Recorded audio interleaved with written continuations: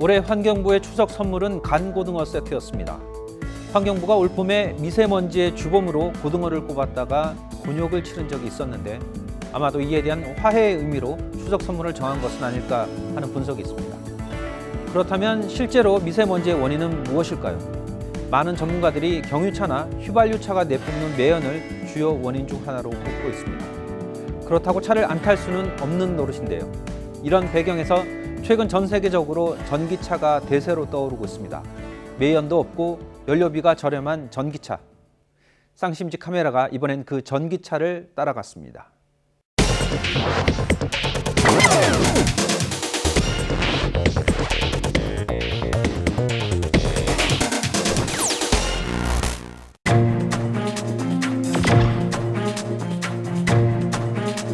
한마디로 얘기하자면 사실 전기차 시대가 왔다. 기후변화 대응, 특히나 온실가스 감축을 위한 대안들을 연구를 하다 보니 지금 한국에 있어서 전기차만큼 좋은 대안은 없겠다라는 것들이.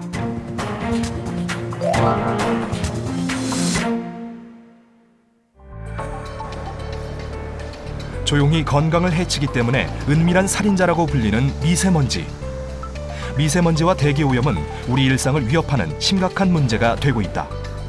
특히 서울시의 대기오염은 세계 최고 수준이다. 미세먼지의 주요 원인은 자동차가 내뿜는 매연이다. 그렇기 때문에 배기가스가 없는 전기차야말로 미세먼지 문제의 가장 확실한 해결책으로 주목받고 있다. 또 크게로 보면 또 이 전기차라는 것이 기존의 이제 내연차를 이제 대체하는 거기 때문에 내연차가 여러 가지 일으켰던 어떤 환경적 문제들 이런 것들을 이제 줄일 수 있는, 특히 최근에 이제 미세먼지 관련된 여러 가지 문제들이 있지 않습니까? 그런 거 관련돼 가지고 또 새로운 대안으로서 또 그 중요성을 갖고 있다 이렇게 볼 수가 있겠습니다. 전기차는 배기가스를 내뿜지 않기 때문에 미세먼지를 거의 일으키지 않는다. 지구 온난화의 원인인 이산화탄소 배출량도 매우 낮다.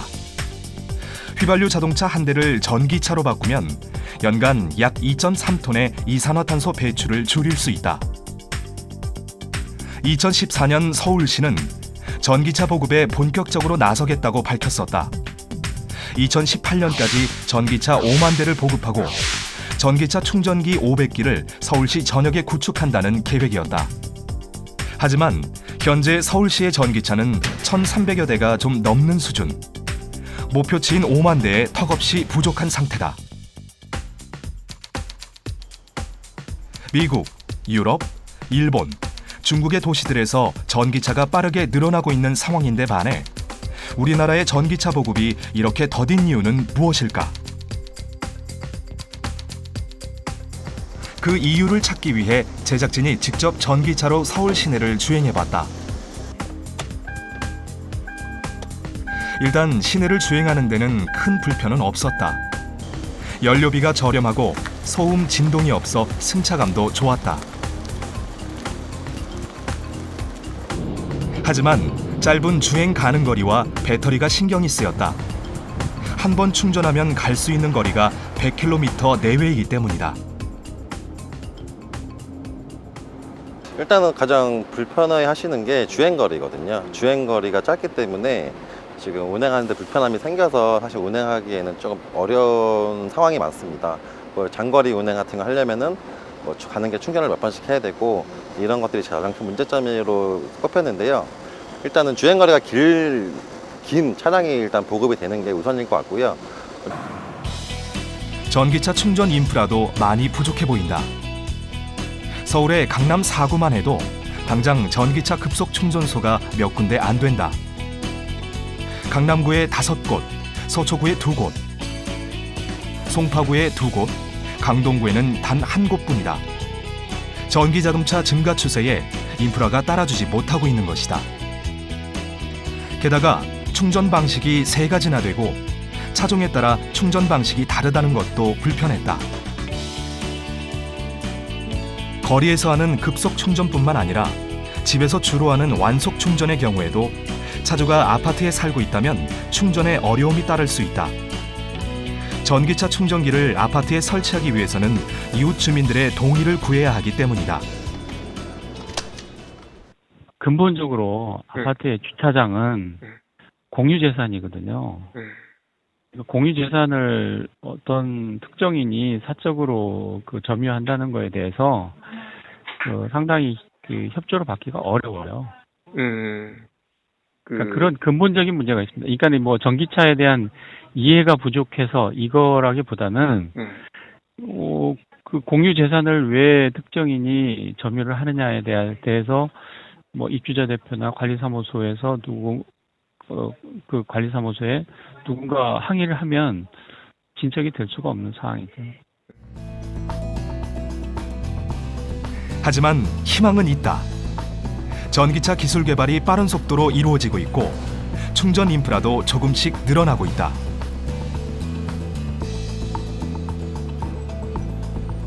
서울에서 전기차가 마음껏 달리기 위해서는 어떤 노력이 필요할까? 전기차 보급 확대를 위해 어떻게 해야 할까?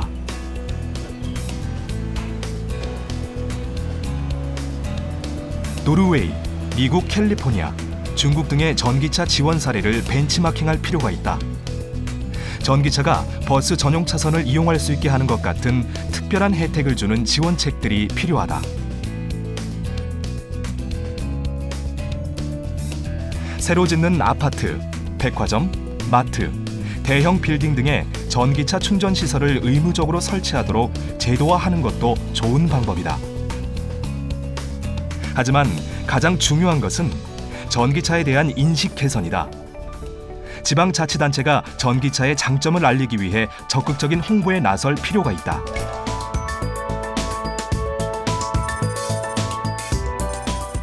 지금 전기차도 가장 중요한 부분은 뭐냐면 전기차가 어떤 장점이 있는지에 대해서 객관적으로 정보를 줄 수 있는 그런 곳이 없습니다. 그러니까 어떤 예를 들면 이런 차종들이 지금 현재 우리가 살 수 있는 것도 이런 것들이 있고 이 차를 사게 되면 언제쯤 내가 이거를 더 높은 가격을 냈음에도 불구하고 그 높은 가격을 투자한 만큼을 회수할 수 있을지에 대한 정확한 정보도 주고 그리고 이거를 뭐 예를 들면 고장 났을 때는 어떻게 해야 되고 이런 것들에 대한 정확한 정보. 그러니까 이 차를 전기차를 사게 되면 기존의 내연기관차에 비해서 경제적으로 어떤 이점이 있는지에 대해서 명확하게 정보를 제공하는 것이 가장 중요하고요.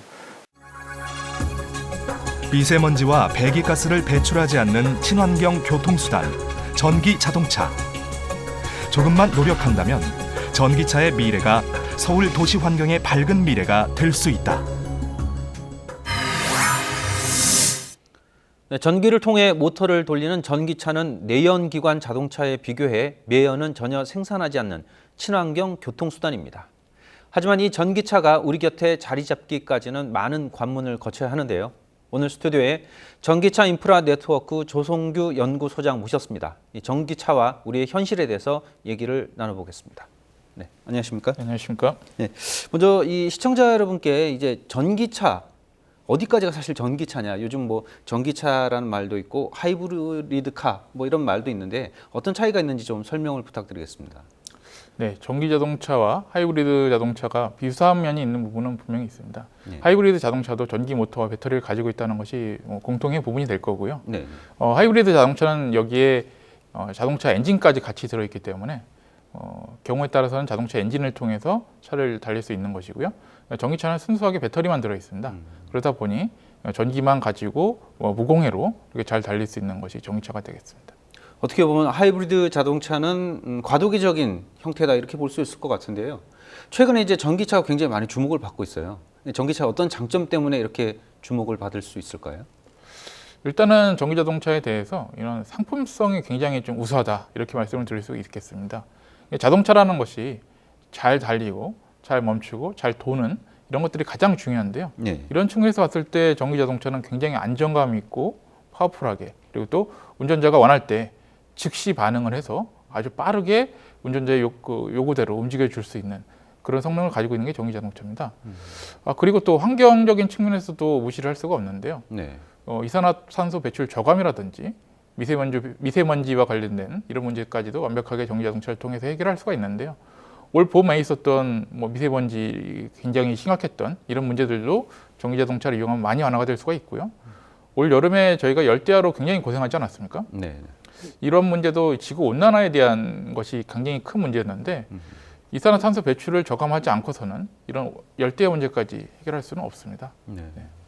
이 환경적인 측면에서 봤을 때 전기차가 가진 메리트가 굉장히 크다라고 얘기를 하셨는데 일반적인 소비자 입장에서는 사실 경제적인 측면이 훨씬 더 중요하게 생각이 되거든요. 네, 맞습니다. 전기차를 이용했을 때 과연 얼마만큼의 이득을 얻을 수 있을까요?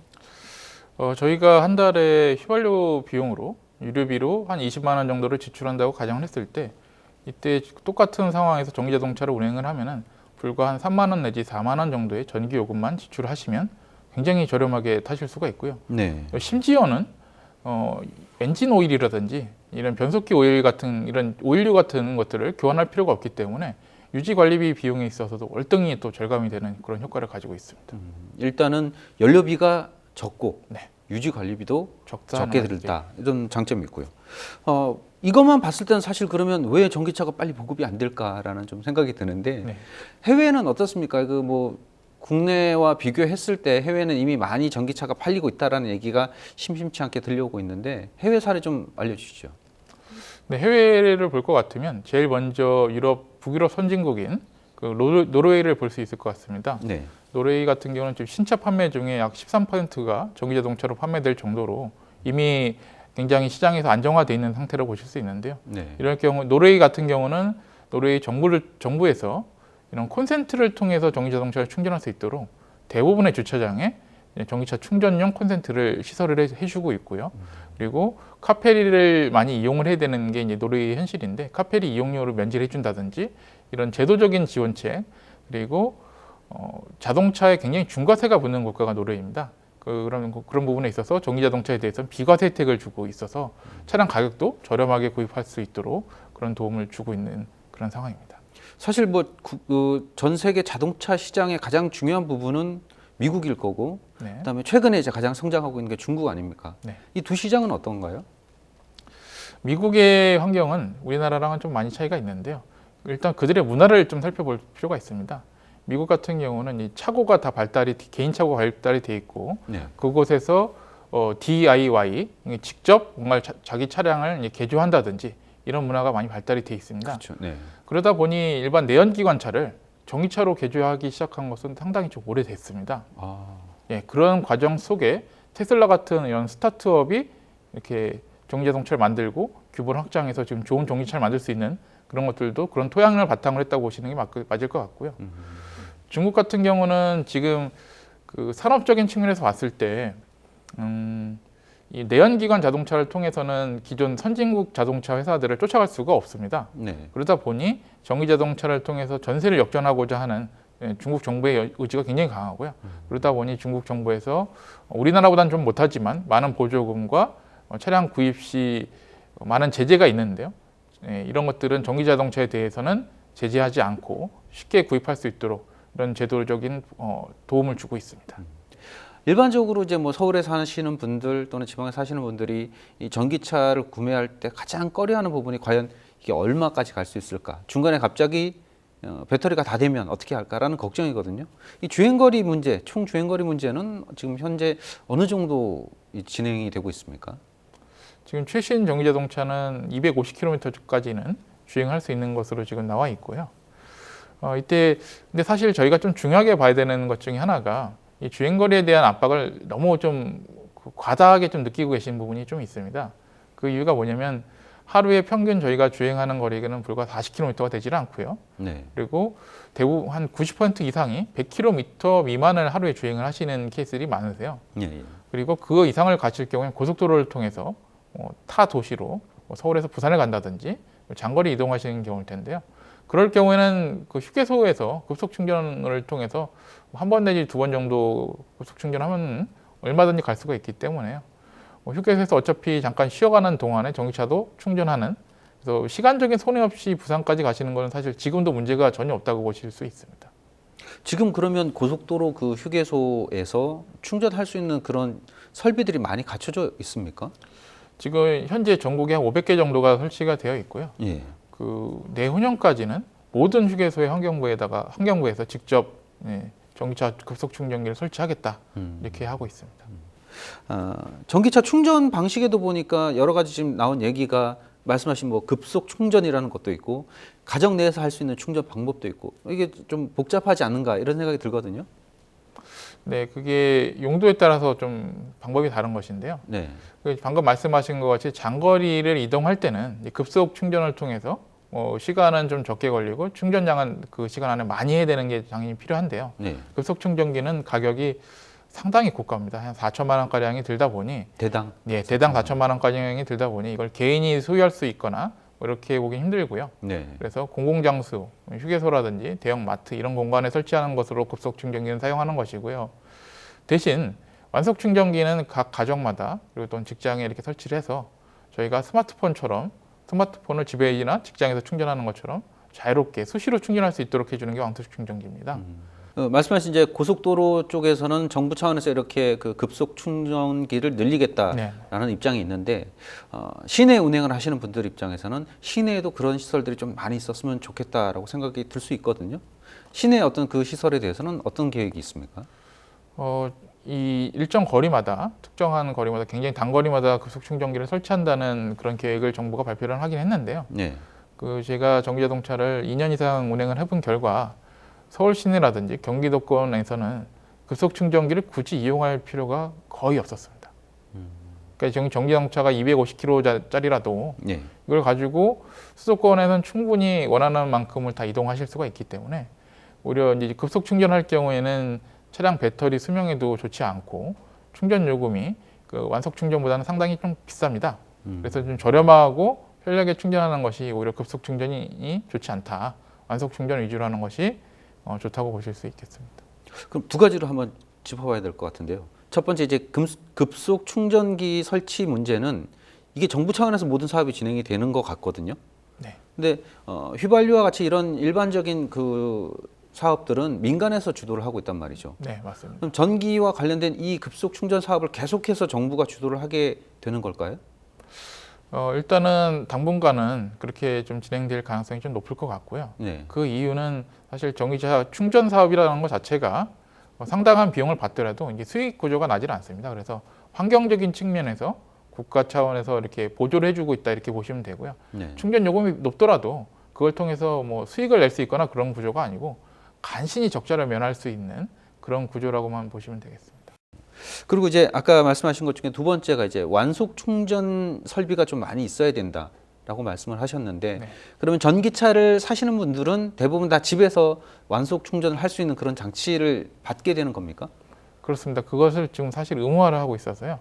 아파트에서 완속 충전기를 설치를 못한다든지 이런 경우는 전기차 구입 포기를 하시는 사례까지도 많이 벌어지고 있습니다. 그러면 지금 현재 그럼 아파트에서 만약에 내가 전기차를 이용하고 있으니 충전을 해야겠다라고 하면 어떤 절차를 거쳐야 되는 거죠? 한 달에 한 번씩 아파트에서 입주자 대표회의라는 것이 있습니다. 네. 여기에 안건을 상정해서 전기차 충전기를 아파트 주차장 내부에 설치하는 것에 대해서 동의를 구하셔야 됩니다. 그 충전기에 대한 요금은 개인이 지불하는 게 아닌가요? 개인이 지불을 하는데요. 네. 그 공간 사용에 있어서 협조를 구하는 부분이 좀 상당히 애로사항이 있습니다. 충전기 설치를 할 때 충전기가 차지하는 면적이 그렇게 크지는 않은데 네.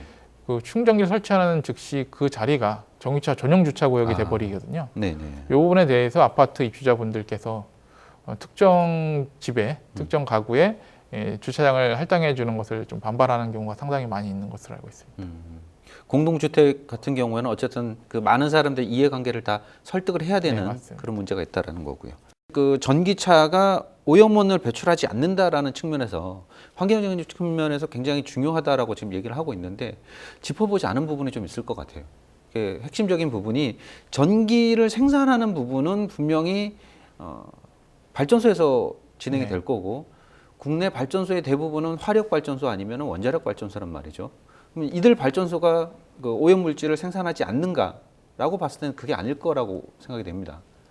네, 앞으로 저희도 이제 태양광이라든지 네. 신재생 에너지를 많이 사용을 해서 이산화탄소 배출 없이 전기자동차를 운행할 수 있는 환경이 되는 것이 가장 바람직할 텐데요. 네. 그렇지 않더라도 지금 현재 저희가 휘발유 차량을 통해서 운행하는 것하고 휘발유를 발전을 하고 송배전을 한 다음에 전기차 충전해서 사용하는 것하고 전기차를 쓰는 것이 그래도 훨씬 더 효율적입니다. 그 이유는 발전소에서 사용하는 발전기 발전기의 효율이 자동차 엔진의 효율과 비교할 수 없을 정도로 높기 때문에요. 네. 예, 그 부분에 있어서도 같은 연료를 쓰더라도 훨씬 적은 이산화탄소를 배출한다 이렇게 보실 수 있겠습니다. 하지만 이제 매년 여름이 되면 한전에서 이제 전력 수급이 어렵다, 부족하다 이런 얘기를 많이 하지 않습니까? 네. 이런 상황에서 전기 자동차가 많이 보급이 된다라고 하면 전기 부족 현상이 더 가중되지 않을까요? 실질적으로 지금 현재 요금 체계를 봤을 때 전기차 100만 대가 보급이 되면 네. 우리나라 전체 전력 부하의 약 한 0.3%가 증가하는 걸로 보고 있습니다. 그래서 그때까지는 시간이 좀 만실이 걸릴 것이고, 그리고 요금 체계라든지 이런 것들, 또 스마트 그리드 기술이 발전을 하고 있기 때문에 피크 시간대에 전기차 충전을 멈춘다든지 이런 방향으로, 또는 V2G라는 기술을 통해서 전기차 배터리에서 전기를 오히려 꺼내서 일반 건물에 공급할 수 있는 기술들이 연구 중에 있습니다. 이런 방법을 이용한다 그러면 전력 설비를 추가하지 않고 전기차를 완벽하게 운행할 수 있는 환경이 이미 갖춰지고 있다, 이렇게 볼 수 있겠습니다. 소장님께서는 이제 꽤 오랫동안 이제 자동차 분야에 계셨고 현재 그 전기차에 대한 연구도 많이 하신 걸로 알고 계신데요. 그 전기차의 미래 어떻게 전망을 하십니까? 일단은 지금까지는 홍보가 많이 안 돼 있고 전기차에 대한 경험이 많지 않기 때문에 뭔가 좀 불신이라든지 이런 부분들이 좀 많이 깔려 있는 것 같습니다. 앞으로 미래는 이런 상품에 대해서 어쨌든 진실이 알려지고 사용자 경험이 늘어나면 당연히 전기 자동차로 많은 분들이 사용을 하는 것으로 넘어오지 않을까 이렇게 판단을 하고 있고요. 그래서 한 2025년 경에 그때 정도 되면은 신차 판매의 상당 부분이 전기차로 넘어가고 총 누적 판매량은 한 100만 대 이상이 넘어가지 않을까, 국내에서 100만 대 이상이 넘어가지 않을까 그렇게 보고 있습니다. 결국은 전기차가 가진 많은 장점에도 불구하고 아직은 정부 차원에서 또는 이용자 차원에서 그 장점이 제대로 활용되지 않고 있다, 이렇게 볼 수 있는 거겠네요. 맞습니다. 네. 네, 지금까지 도움 말씀에 전기차 인프라 네트워크 조성규 연구소장이었습니다.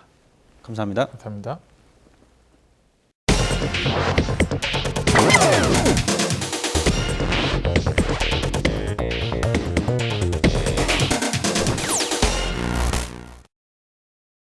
혹시 전기차 하면 먼 미래나 타고 다닐 차라고 생각하진 않으셨나요? 그렇다면 최근 노르웨이의 발표를 접하시면 많이 놀라실 겁니다. 노르웨이는 2025년까지 휘발유 차와 경유차의 판매를 전면 금지하고 전기차만 판매할 수 있게 하겠다고 밝혔습니다. 2025년이면 9년도 채 남지 않았습니다. 자동차 생산량 세계 5위까지 올라갔던 우리나라. 양적인 성장에만 몰두해 정작 미래를 내다보는 기술 확보와 인프라 마련엔 소홀했던 것은 아닐까요? 여러 가지 문제에도 불구하고 전기차가 우리 자동차의 다음 단계임엔 틀림없습니다. 그래서 전 세계가 전기차를 코앞의 일로 인식하고 있는데 유독 우리만 먼 미래의 일로 생각해서야 되겠습니까? 오늘 순서 여기까지입니다.